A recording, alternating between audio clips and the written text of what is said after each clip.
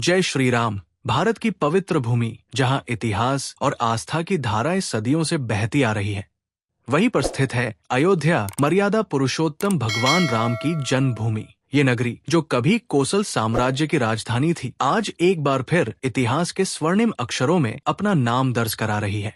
यहाँ सदियों की प्रतीक्षा के बाद भव्य राम मंदिर का निर्माण हुआ है।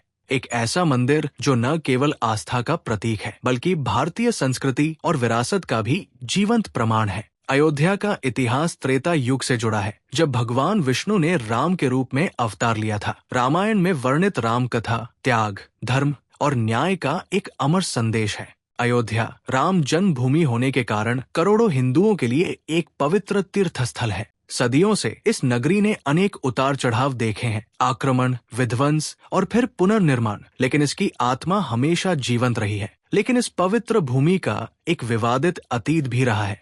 16वीं शताब्दी में यहाँ एक मस्जिद का निर्माण हुआ, जिसे मुगल सम्राट बाबर ने राम मंदिर को तोड़कर बनवाया था, जिसका नाम बाबरी मस्जिद रखा गया था, जिसने सदियों तक एक जटिल कानूनी और सामाजिक विवाद को जन्म दिया। ये विवाद, जो आस्था और इतिहास के टकराव का प्रतीक बन गया था, अंततः भारत के सर्वोच्च न्यायालय के ऐतिहासिक फैसले के साथ एक नए अध्याय की ओर बढ़ा। 9 नवंबर 2019 भारतीय इतिहास का एक महत्वपूर्ण दिन था। सर्वोच्च न्यायालय ने राम जन्मभूमि के पक्ष में फैसला सुनाया, जिससे मंदिर निर्माण का मार्ग प्रशस्त हुआ। ये फैसला न केवल कानूनी रूप से महत्वपूर्ण था, बल्कि इसने देश में एकता और सद्भाव की भावना को भी बल दिया। 5 अगस्त 2020 को प्रधानमंत्री नरेंद्र मोदी ने भव्य समारोह में राम मंदिर का भूमि पूजन किया। ये एक ऐतिहासिक क्षण था, जो करोड़ों भारतीयों के लिए एक सपने के साकार होने जैसा था। इस शुभ अवसर पर देश भर से पवित्र नदियों का जल और मिट्टी लाई गई, जो भारत की विविधता और एकता का प्रतीक थी। 22 जनवरी 2024 से पहले प्रथम चरण का काम पूरा किया और रामलला की मूर्ति की प्राण प्रतिष्ठा की गई और मंदिर भक्तों के लिए खोल दिया गया। इस ऐतिहासिक अवसर पर देश भर से लाखों श्रद्धालु अयोध्या पहुंचे और भगवान राम का आशीर्वाद प्राप्त किया।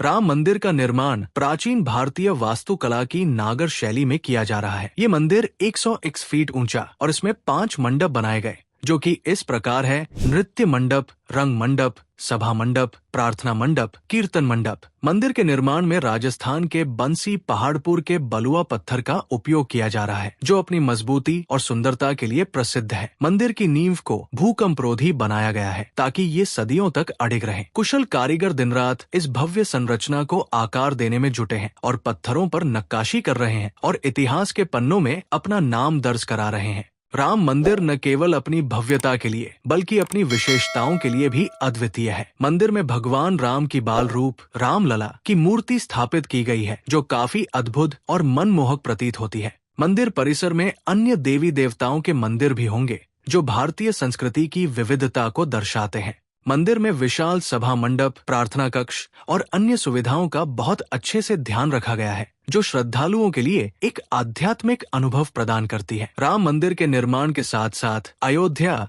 शहर का भी तेजी से विकास हो रहा है। इसका अनुमान आप इस बात से लगा सकते हैं कि पहले जहां वर्ष भर में 1.5-2 लाख श्रद्धालुओं का ही यहां आगमन होता था, अब 12 से 13 लाख लोग आने लगे हैं। बड़े बड़े होटल, रेस्टोरेंट खुलने से रोजगार के अवसर बढ़े हैं। अयोध्या की अर्थव्यवस्था अब महानगरों का मुकाबला करने लगी है। रामलला के आंगन में 7 समंदर पार से भी लोग पहुंच रहे हैं। सड़कों, रेलवे और हवाई अड्डे का आधुनिकीकरण किया जा रहा है, ताकि देश और दुनिया भर से आने वाले श्रद्धालुओं को सुविधा हो। अयोध्या को एक आधुनिक और सुव्यवस्थित तीर्थ स्थल के रूप में विकसित किया जा रहा है। स्थानीय लोग राम मंदिर के पूरा होने के ऐतिहासिक पल का बेसब्री से इंतजार कर रहे हैं। माना जा रहा है राम मंदिर का पूरा निर्माण कार्य सितंबर 2025 में हो सकता है और उन्हें उम्मीद है कि ये मंदिर अयोध्या के लिए एक नए युग की शुरुआत करेगा। राम मंदिर के निर्माण से अयोध्या एक प्रमुख पर्यटन केंद्र के रूप में उभर रहा है। अयोध्या की समृद्ध सांस्कृतिक विरासत, सरयू नदी का किनारा और आसपास के प्राकृतिक सौंदर्य पर्यटकों को एक अनूठा अनुभव प्रदान करेंगे। अयोध्या देश के मुख्य हवाई अड्डों,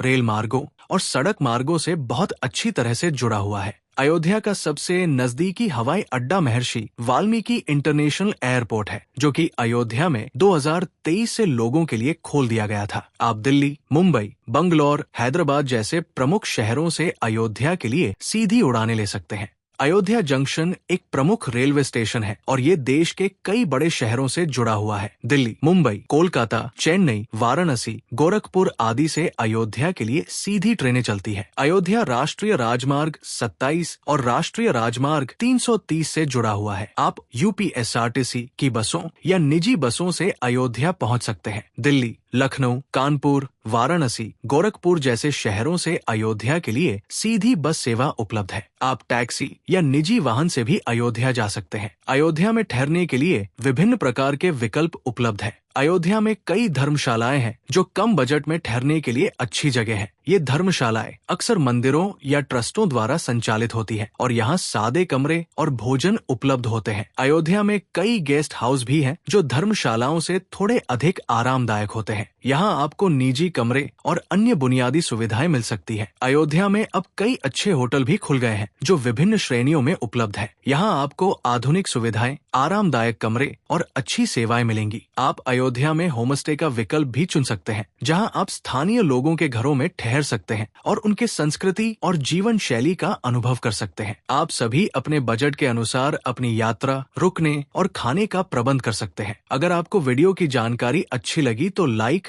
और शेयर करें। इस तरह की जानकारी के लिए चैनल को सब्सक्राइब करें। वीडियो में अंत तक बने रहने के लिए आपका धन्यवाद।